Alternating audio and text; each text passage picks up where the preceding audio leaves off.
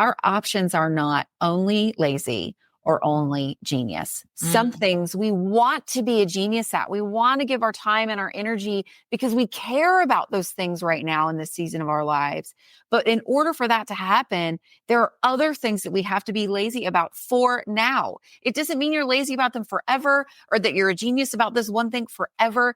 It's about what matters to you in your season of life.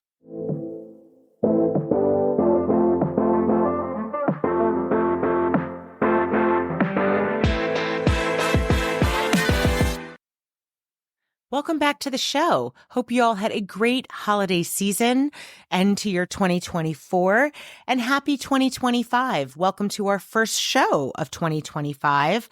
And I really think you're going to love this episode because it's so perfect for the beginning of the year when we are all worried about how do I get myself organized? How do I really focus on the things that are important for me to get done and not get overwhelmed by just everything I could be doing? So we have on today for you, Kendra Adachi. She is the New York Times bestselling author of The Lazy Genius Way.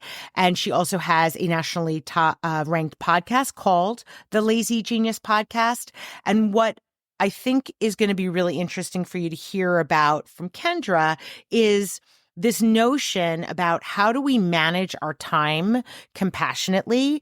And as Kendra says, we need to be a genius about the things that matter and lazy about the things that don't.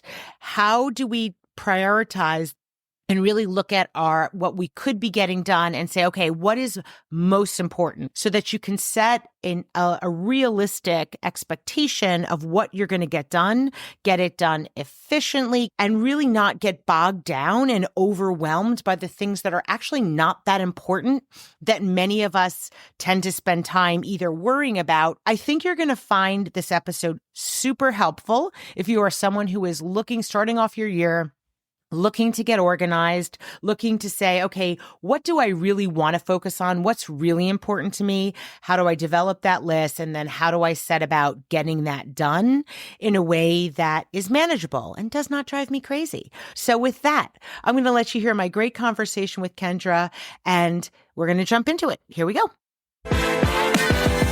Kendra, welcome to the show. Thanks for having me. Happy to be here. Well, I have to start by saying that I have been listening to a lot of your content, and it brings me such a sense of comfort as an overachieving type A, recovering type A personality, I would say. It gives me so much comfort to hear what you talk about. And I would love if we could start by talking about just this one phrase, I think on your site, and it says, be genius about the things that matter and lazy about the things that don't. Where did this idea come from? Because it's so smart. It's very much about prioritizing and that not everything is urgent and important. And where did this come from, though? Can you take us back? Tell me about how you came up with this. That's the foundation of everything we do in the lazy genius space, is to be a genius about the things that matter and lazy about the things that don't to you. And part of that came from, I also am an overachiever and a perfectionist, and really spent so much of my formative kind of teenage and adult years hustling to be great at everything. Like that's all my energy went into, was I have to be amazing at everything in order to be valuable to people. It was a part of my identity. Like it's how I showed up in the world. And then I had my first kid when I was 27. Kids start to change how you see your ability to produce. And so with my son, I kept that genius mentality. Well, I'm going to be the best mom. I'm going to get everything done. I'm going to make his food. And I had just all this list of these arbitrary things that I thought needed to matter. And I could not sustain them. Well, then what happened is I had a second kid 2 years later, and I swung the opposite direction. where I went, well, if I can't be good at this stuff, I'm not going to try at any of it. I'm giving up. Like lazy hair, it was the messy hair, don't care sort of idea that I wore as like a badge of honor, that like everything's falling apart. It doesn't matter. But that was also unsustainable because it did matter.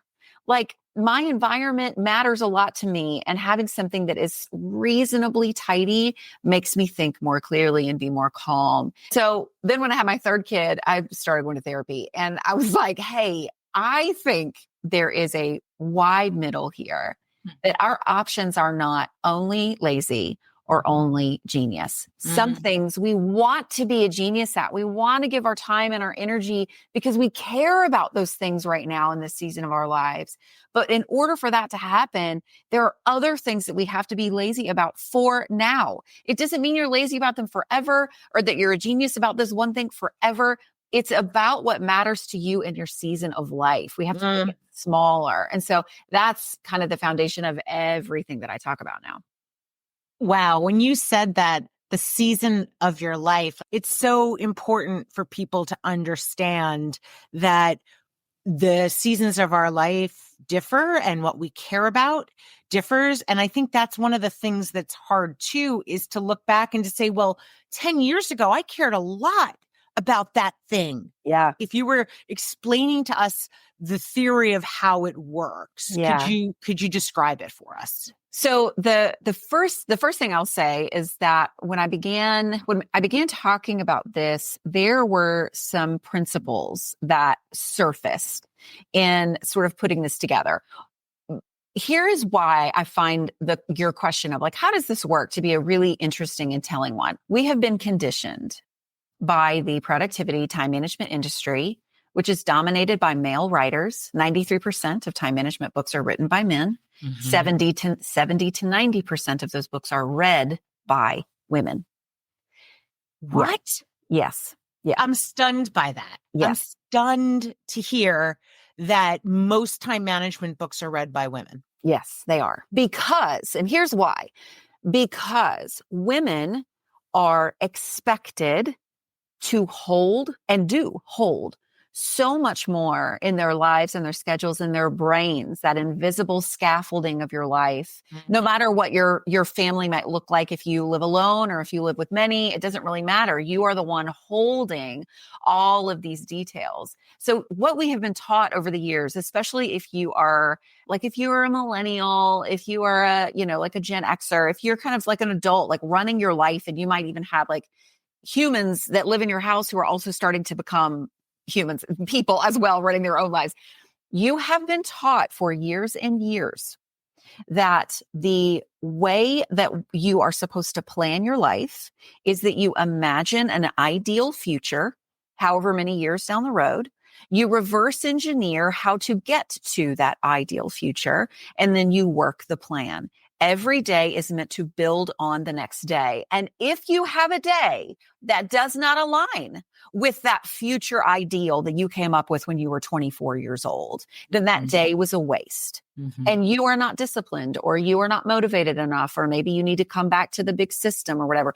Everything is set up as a formula and a predictable, repeatable system that we are supposed to put on our lives, because that is far easier for a man to do to his life than a woman to do to hers. I always want to bring a spotlight onto our inclination to focus on the systems and the hows and how does this work, because we have been programmed to almost take the life out of our life. And so that's one of the biggest things in being a lazy genius is like, hey, our whole point here is we are grounded people right where we are, that we are humans, that we are kind to ourselves, that we are honoring our humanity. We are not sacrificing our humanity on the altar of productivity. That is not what we do here, because that's not the goal. That's not ultimately what matters. So much of it is this huge paradigm shift that what we've been given so far is desperately incomplete. Yeah. For people who are women, but also for people who perhaps want a different goal than just to be great at everything all the time. So how you can kind of move into this lazy genius space is first with a deep breath, because it's like, oh, good. I don't have to be great all the time, but I also can be great at the things that matter to me. I can have permission to focus on those things. What a beautiful thing. I wrote a book in 2020 called The Lazy Genius Way. It's my first book, and it is 13 principles that you can apply. One of the principles is to be kind to yourself. I already mentioned that. Let's start with kindness and softness towards ourselves, rather than being like a mean, almost like a trainer, like an athletic trainer that's yelling at us all the time. Like, you're the problem. You need to get it together. It's like, actually, no, you're doing great. Like, you got a lot on your plate and you're doing the best you can. Then we have practical principles like decide once, make one decision, one time about one thing, and then keep doing that until it doesn't work for you anymore. Yeah. Another favorite principle, and I'll stop because these are my three favorite, another favorite principle is to start small. Mm-hmm. I believe that is one of the most impactful things that we can do. We don't think that small steps matter. We don't think that they make any difference. But in fact, they are the things that make the most of a difference, because we're able to pivot in the moment. We're able to notice what is working and what is not and make adjustments. Like, there's just such a gift in smallness, making our problems smaller so we can solve them, making our seasons smaller so we can see them more kindly and more realistically. Starting small is just really, really crucial. One of the key principles is, okay, let's focus on the things that, tend to the necessary before they become urgent, right? I know this is a theme that you talk about. Like, right. How do I determine what I need to, like, what matters if I'm struggling? Can you give us any guidance on how to do that? So there are three things that come to mind. The first one is the way that all of us triage what is urgency or what is urgent is very different. And most productivity books up until just the last few years really have not included neurodivergency in any sort of, like productivity skill sets that are taught. So, or we don't take into account grief. We don't take into account chronic illness. Like, there are so many things that prevent or create a barrier to normative triage. And so I want us to sort of take away the expectation that everybody needs to fall into this normative path of naming what is urgent. Not everyone has the same ability to do that. And so we need to broaden that and give ourselves and each other a lot of grace in that area. So that's the first thing, is that if you're like, well, I really struggle with naming what is urgent, that's okay. That's okay. You can either kind of begin to learn in a way that works for your brain from people who are experts in that area, or you can just be like, I need to manage my time differently than that. That doesn't work for me. And that's a beautiful, beautiful thing. The second thing that comes to mind when we're talking about how do we name what matters. So I have written 3 books, and my third book, The Plan, just came out a couple of months ago.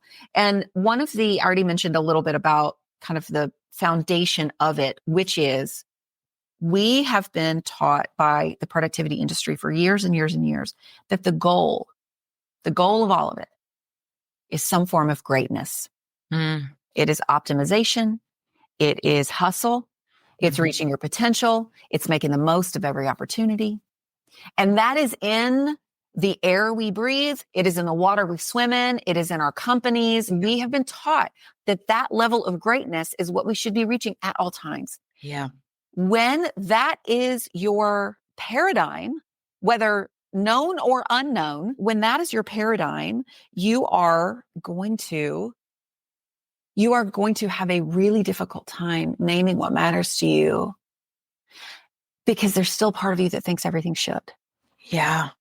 Yeah. So when you begin to remove, I kind of call it the lens of greatness. If you take off your greatness glasses and you start to remove this idea of like, how am I going to make the most of this holiday season? How am I going to make the most of this pitch? How am I going to make the most of this brand launch? How am I going to make the most of this opportunity? If you start to take off those glasses of how am I going to make the most of this, and instead you put on a new pair of glasses I call integration glasses. That's our new goal, is integration. And you're going to say to yourself, how am I going to be myself here? How am I going to be a grounded person here? How am I going to be kind and show up as myself? How am I not going to be influenced by my circumstances? When that is your lens, when that is really your ultimate goal, it changes what matters.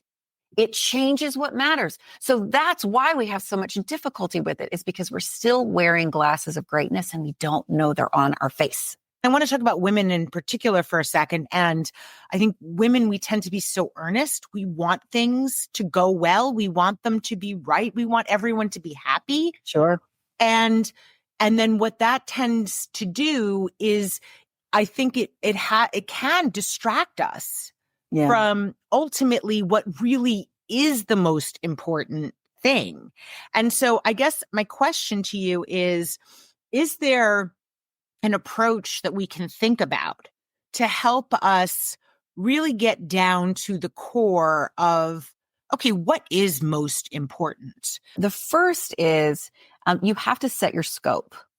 So so when you're naming what matters, if you just say what matters to me, that's too big of a question.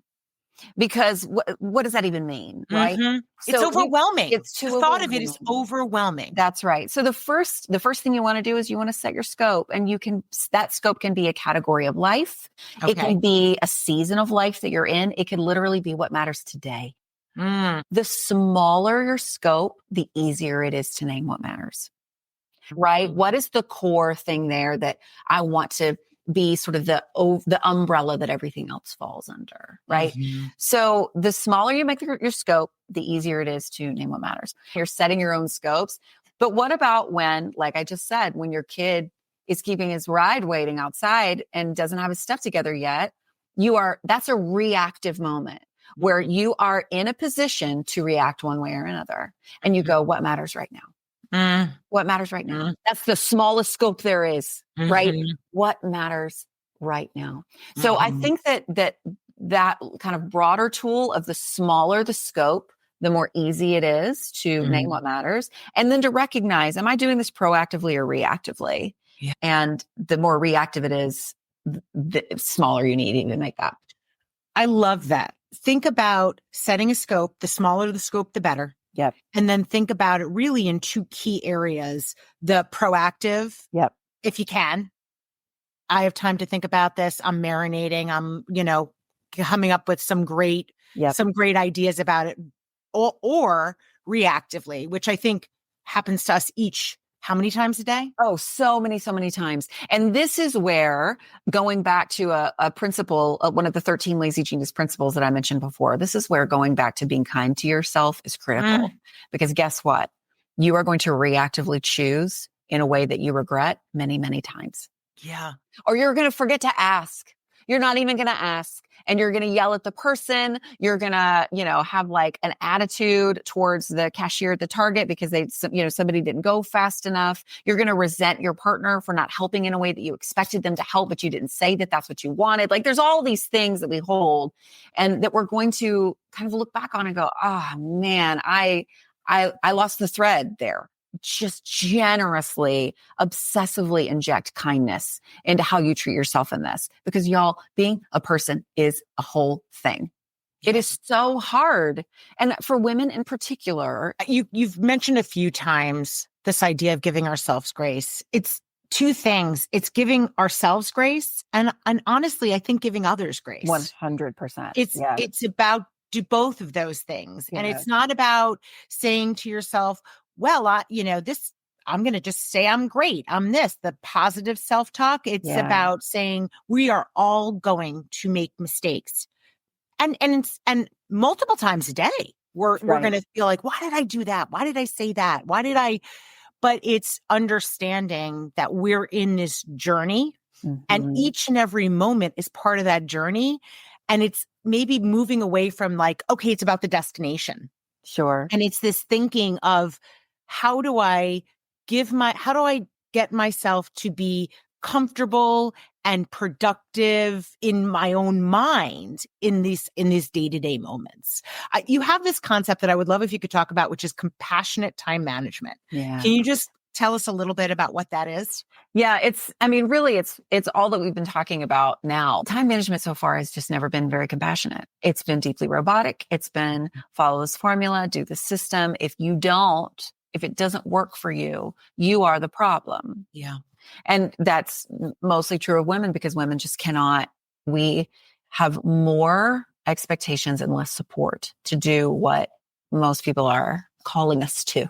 Mm-hmm. I want a way of looking at my time and my life that is imbued with compassion, that is understanding that I'm a person and that there are variables every day. The people I live with, that they are people. How do you plan your day compassionately? How do you plan a week compassionately? Because we still have to get our stuff done and we still want to, we still to a point have motivation to do that. But how do you do that in a compassionate human way? One of the principles that kind of ties what we were talking about just now in this question together, one of the principles is match your expectations to the energy you are willing and able to give.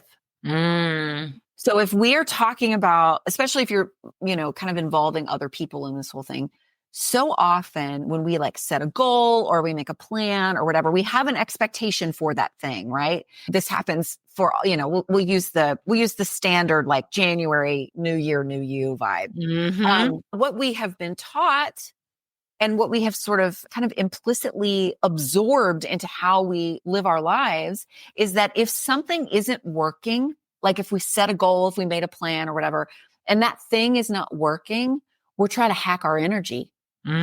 We don't change our expectations. And so what I'm saying is match your expectations to the energy you're willing and able to give. Don't try to hack your energy. Go actually, maybe my expectations are too high. And that is true of the people that you live and work with as well. Yeah. Match your expectations to the energy they are willing and able to give. Yeah. Right? If you have too high expectations of them, all you're going to do is resent them. It's going to cause conflict, all of it. It's just, so that is a way that you can also be compassionate in your time management, is that you recognize that your energy and your expectations, they have to align, and you more than likely need to change your expectations as opposed to the energy. There's such, I can't tell you how helpful that concept is, because I think we frequently just decide we're going to do it. We're going to do it to 100%. And then we're overwhelmed by it. So we opt out. That's right. It's that greatness thing again. It's that greatness lens that if you set it up, you better make the most of it. You better fulfill it. You better reach your potential. You better hit all those marks. You better check all those boxes. Yeah. That does not have to be your measurement anymore. That's not how you have to measure your life anymore. I love that. All right. So let's say someone who's listening to this and is feeling that they're just overwhelmed. What is one thing that you would recommend that they could do today to begin to kind of regain that focus and create a plan when they're feeling so overwhelmed? Yeah. Well, I would almost say it's not a terribly fun answer, but I would actually say, I think that you need to lower your expectations that a plan is going to solve it. Okay. Because it's probably not. The reason that most of us are overwhelmed is because life is overwhelming. If we have an expectation that it's not going to be sometimes, then we're always going to be chasing this invisible finish line or this invisible measurement of everything is calm and easy and organized. And so if we first, I think that's actually the answer. I think that would be the first thing, is to be hey, we need to adjust our expectations about what life actually looks like. That being overwhelmed doesn't mean you're doing anything wrong. It just means life is overwhelming. Okay. Now, from a practical standpoint, because that's not very fun. If you're well, okay, great, I'm just going to wallow. That's usually what that's the response I get to that sort of answer, is what do you expect me to do? So, but I think if you begin from that posture, right, your practical choices are going to land more deeply. They're going to have your roots go more deeply because you're kind. You're being kind and compassionate towards yourself, right? That you're not trying to fix something that is broken. Your life, because it's overwhelmed, does not mean it's broken. It's not broken. Okay. So what I would say from a practical standpoint is, it's a principle that I already mentioned. It is to start small. That is the least sexy, it's the least fun of all the principles. Nobody likes start small. They're oh, I'm going to do something big. Big doesn't work. I call big I don't even have to explain what it is. Big black trash bag energy. We all have it. When you're like, I've had enough of this, and you get a metaphorical or actual physical big black trash bag from under your sink and you start chucking stuff in it. And you're like, we're downsizing, everybody. It's declutter time. You change all the colors on your Google Calendar because you think somehow that's going to fix the fact that you've got too much on it. Like, there are all of these reactive, responsive things. We're trying to solve this big problem of an overwhelming life. And that is too big. So instead, I want you to start so very small. And if you can just look up from wherever you are and you can say, what one thing is overwhelming me the most right now? And the answer cannot be my life. It cannot be my life. You have to keep going. You have to keep going. I'm not going to solve the whole thing right now. No, it's impossible to do. I am going to take one small little thing. That's right. That I can actively change, that I can have an impact on. Yes. And build off of that. Right. And learn and build. And I think that goes back to one of the things that we as human beings need, which is to feel like we can have an impact. I think when you're overwhelmed, well, I have one last question for you, Kendra. And I feel that this one will be a good way to kind of distill some things from you to take it down to the basics. If you could go back in time to the young Kendra, oh yeah, what would you go back and tell her? I think for me, honestly, it would be, I would tell her to be kind to herself. I would just be like, hey, you're doing great. And you're going to have what matters to you right now is not going to matter forever. And that's normal and human and good. And so just be kind as things change, as you mess up, as people hurt you, like that you just hold kindness in your bones, man. When we are carrying kindness, or when we are choosing to regularly access it and the softness within us, that changes everything. It changes everything. So I would tell her to be kind to herself. I love that.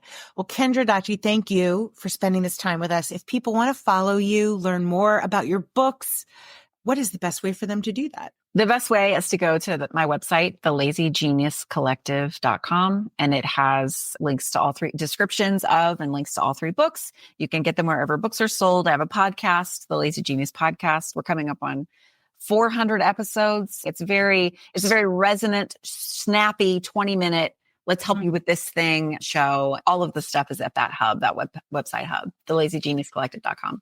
Well, thank you. Thank you so much for spending this time. Thanks for having me. Thank you for listening. If you're an influencer or a brand that wants to work with us, please feel free to email us at info@shespeaks.com. Until next time.